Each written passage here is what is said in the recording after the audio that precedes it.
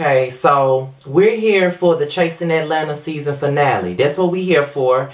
And I'm not even gonna go like by play of this particular episode. I just want to start off by saying, first of all, thank you to everybody that's been watching my reviews on Chasing Atlanta. I know it's not too many of you because I don't have much of a gay following, but I just want to say thank you guys for watching. This is just something new for me. Also, thank you to King Kang, who I reached out to earlier in the summer to do an interview with, and he was the one who obliged, so I will always have respect for King Kang. Also, Aubrey, who also wanted me to do an interview with him as well. I was supposed to be in Dallas this particular weekend, but couldn't make it, so if I was there, we would have done an interview. However, let's just get into the review. The only thing that's really worth talking about in this particular show is the Ricci and Charles situation that happened at Premier's event. Now, this is what I'm going to say. From the looks of this whole situation, it looks like Ricci is the bad guy in this entire situation. And that's just what it is. I have not really liked Ricci as a cast member from the very beginning. He comes across very condescending. He comes out very messy and very fake to me.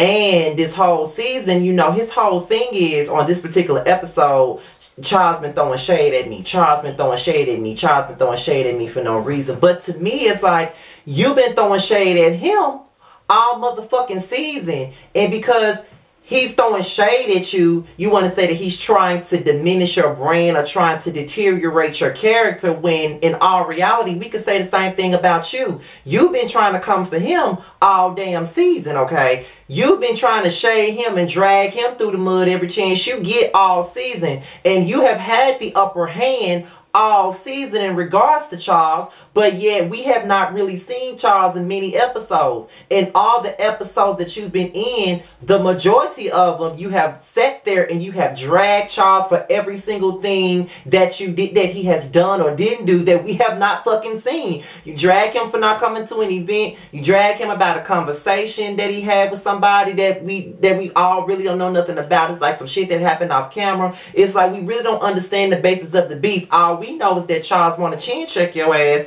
just by looking at the shit that has gone on outside of the show, with Facebook lives, with Instagram lives, and all of that stuff. That's just how I see it. And you do come across as the Shaunie O'Neal. You want to be messy, but you want to keep your hands clean of the situation. And that's just not the way to be. If you're going to be messy, if you're going to be shady, stand firm into your motherfucking shade. And it just come across like you were really trying to beat a dead horse with this whole Charles situation. It kind of looks like a lover's quarrel gone wrong. You wanted a nigga, the nigga didn't want you, so now you pissed and you being vindictive. I'm not saying that that's what you were doing, but as a viewer looking in from the outside, that's the way it looks. And I see in the comment section, a lot of people feels the same way that I feel. It just came across like you really like Charles. You wanted Charles to be your nigga, but he didn't want to be your nigga. So now that he doesn't want to be your nigga, you want to drag him every chance you get. You know what I'm saying? And that's really not the way to be, and that's not the way to go, in my motherfucking opinion. You know what I mean? So I just felt like you was all the way wrong for that. And Wooda, first of all, I don't even see why he was even advertised for being on the show. Like, he talked all that shit about Charles and talking about how he owe him an ass whooping, but then when he seen him on the at the damn show, I mean, if everybody wants to get some shit off their chest in regard to this nigga, why not everybody get it off? Wooda, you said that Charles owed you some motherfucking money, but yet when you seen him, you ain't had shit to say. All you was saying was, I can't do the fake shit, I can't do the fake shit. Well, if you can't do the fake shit, then stand your ground, say what the fuck you gotta say, like you've been saying it, like you had something to say about him on the first damn episode. You had something to say about him, the last episode, I believe, and the episode before that.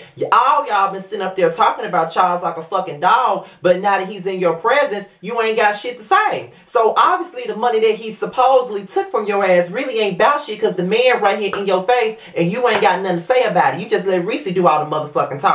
I just feel like that was a bunch of fake punk bullshit in my personal opinion. That's the way it looks to me. And this whole season was basically centered around two people that wasn't even there. Tony and fucking Charles. Everybody got a problem with Charles. Everybody got a problem with Tony. We don't don't even see these issues that people got. The only person that I ever seen with issue with Tony was Kane, and we seen it on camera. Markel got an issue with Tony that I don't understand, which is why I wanted him on my show so he can explain what his issues is with Tony. So, you know, just to not only just to see what his issues were with Tony, but just to see who he was as a person, because this show really didn't capture anything about Markel. All I really know is that Markel was on Cheaters, and he got a new book out, which he's got a book out called Inconsistent Hoes. Make sure y'all go get that. It's on Amazon. It's in the LGBT section, I think. It'll be at the end of the video, so you'll see it. But he does have a book out right now called Inconsistent Hoes, and I will be purchasing the book myself as well. Love you, Markel. But I wanted him on my show because we didn't see nothing about him. Like, we didn't see what he's doing. Like, all we know is that he was on Cheaters, he was on a talk show. That's it. We really didn't see much of his personality. And I see a lot of people in the comments, they be coming for Markel, but we can't come for him because we don't know shit about him. You know what I'm saying? We don't. But I do know that he don't like Tony. But we don't know why he don't like Tony. So would that be addressed at the reunion? I mean, I just want to know why. Then, you know what I'm saying, Wooda got a problem with Charles. Ricci G got a problem with Charles, but yet he's playing the victim and saying that he ain't really got no issue with him. That's just my personal opinion. I just feel like it's way more to the situation than Ricci is letting on, and he just wanted to make Charles look like Boo Boo the Fool on camera. Which he has, though, because it just seemed like anytime Charles' name was brought up, it was always shade. You know what I'm saying? I think Premier shaded him, but I think Premier just said when he was on the live with Ricci that, you know what I'm saying, well, it wasn't really no shade. It's just that I'm just saying that I never knew who he was. I've heard his name, but I just didn't know who he was. So maybe I do understand what he was saying, but you know, looking at a show like this and seeing this, yeah, of course it's gonna come across as shade. You know what I'm saying? But it just seemed like Tony and Charles are the main two people that everybody got a problem with, and the show was centered around both of them, and they weren't there. You know what I'm saying? I feel like the only stories that were basically captured correctly was probably Kane, because I know a lot about him in regards to this show and in regards to the interview that I did with him. I think we got to know Premier a little bit better. I think he's a likable person for the show. I wish I could have interviewed him too. But, you know, I don't know. I think we didn't see much of his storyline, and we didn't see much of what he wants to do. We know that he's an up-and-coming interior designer, but we didn't see him design nothing, really. All we really seen him do, you know, he was giving us, you know, the cute guy of the show, being, you know, being cordial, being nice, throwing these parties or whatever. That's all we really seen. We didn't really see his craft. And I think that's what the issue is for me. Like, we got to see Aubrey's craft. We got to see Kane's craft. You know what I'm saying? We got to see Tony doing makeup. We got to see, you know, what B. King was doing at the very beginning of the season. But after the very beginning, all B. King was an auntie to everybody, giving everybody motherfucking opinions and advice about everything. We didn't really get to see his story. So it was like, Chase and Dallas had a lot of fucking promise, but at the same time, the promise was just squandered after the season continued to go on. You know what I'm saying? Like, the two people that made the season was Tony and Charles, and they weren't even there. Kane was probably the most Kane and Aubrey were probably the most likable, followed by Premier. We don't know much about Markel at all. Like, that's the main person that I really wanted to see because number one, I thought he was cute. Number two, I seen him on Cheetahs before, and on top of that, I just wanted to see more about him, and I didn't really get to see not a damn thing about him, period. So I wish we could have got more of his story and what he was doing. You know what I'm saying? But we didn't. Woodley, why was he even here? You know, like, why? You know, everybody was excited to see him because we saw that ass in the promos, but he wasn't even on the season. So it's like, why was he even promoted on the show? Like, he wasn't here. He really didn't have shit to say or do. He didn't bring nothing to the show. So in all honesty, if you really want to be real, Tony, Kane, Ricci, and Premier brought more to the table than the rest of them. I love Aubrey. I think he's cute. I want him to come back next season. I think Premier should come back next season. I think Tony should come back next season. I think Kane should come back next season. I think Charles should come back next season.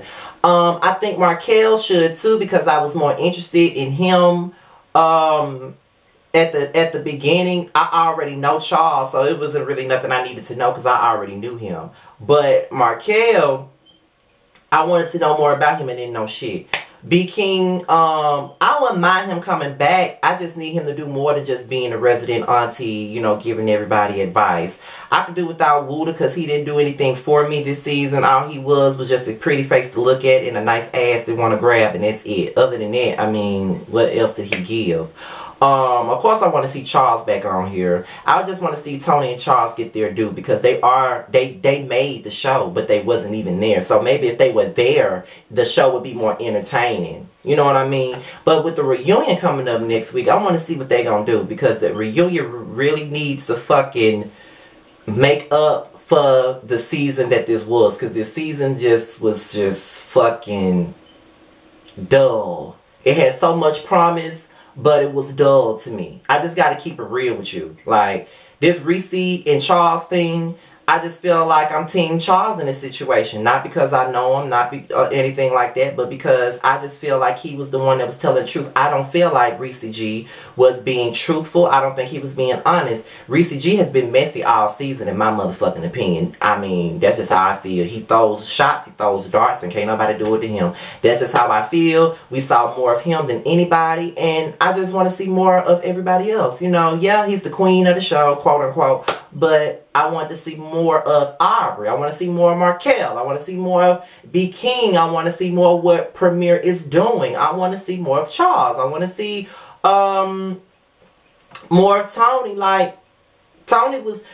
I see a lot of Kane, so I could take Kane at face value because his storyline was probably captured more than anybody's. We got to see what he was doing. We got to see what he likes to do. And another thing about this show, their scenes were really drawn out and long. They could have chopped and screwed a lot of that shit. The season was very short. I feel like next time they come in Dallas, I feel like they need to get a schedule together, work around everybody else's schedule, because I know what I saw on Ricci's Facebook page when he was on live was that it was more about participation and people had other jobs and things of that nature, and that's why they couldn't come to film. So y'all need to accommodate with people's schedules and do this and do that and make it a good show, because this show had a lot of promise, and it's like Chasing Atlanta was just putting y'all to shame, and I just wanted y'all to do much more than what y'all did. I'm thoroughly disappointed, and this particular episode was probably the best one. Probably the best one of the whole season. Well, before I go, shout outs to Charles Jackson. Shout out to you. You know I love you. Shout out to Kane. Shout out to Aubrey. Y'all know I love both of you guys to death. I love y'all. And I'm going to make it my business the next time I come to Dallas to hang out with Kane, most definitely, and Aubrey. Maybe I'll do an interview with Aubrey the next time I come back. Tony and Markel, I wish y'all could have appeared on my show like I approached y'all to do. I really wish y'all could have, but you know, things happen. But I hope you guys do come back to the show. I hope y'all address y'all issues at the reunion. B. King, Premier, who else? Wooda. Yeah. I just want to thank you guys for giving us a season of Chasing Dallas.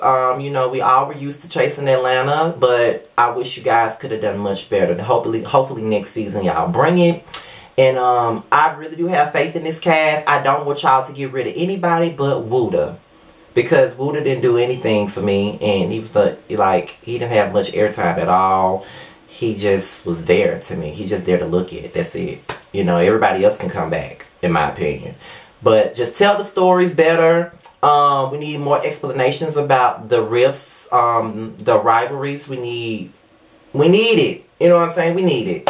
So that's really just my personal opinion on this episode, on this season of Chasing Dallas. And I'll talk to you guys later. I'll be back to review the reunion of Chasing Dallas, and I'll see you guys another time. Peace.